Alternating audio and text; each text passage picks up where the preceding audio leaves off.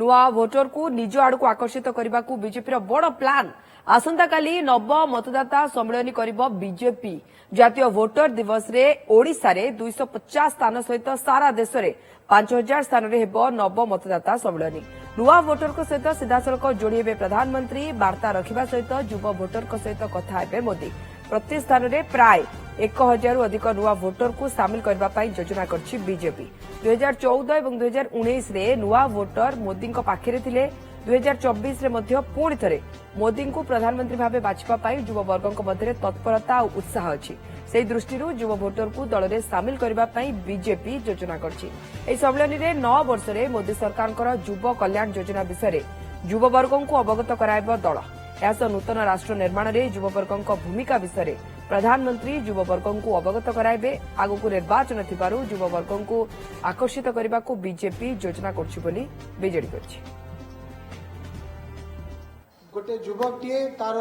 गणतांत्रिक राष्ट्र जो कर्तव्य अच्छी गोटे युवकटी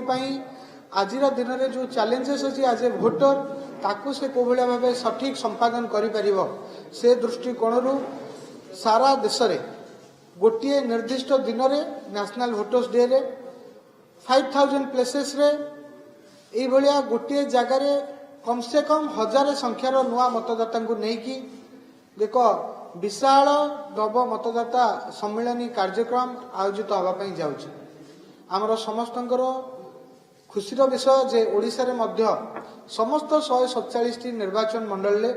250 स्थान रे एई नुआ मतदाता सम्मेलन चलित थर आयोजित हम युवक मान भितर गोटे अद्भुत आग्रह नरेंद्र मोदी को लाइव शुणा किसी जगार इंटराक्ट कर सुजोग रहिबो से विषय रे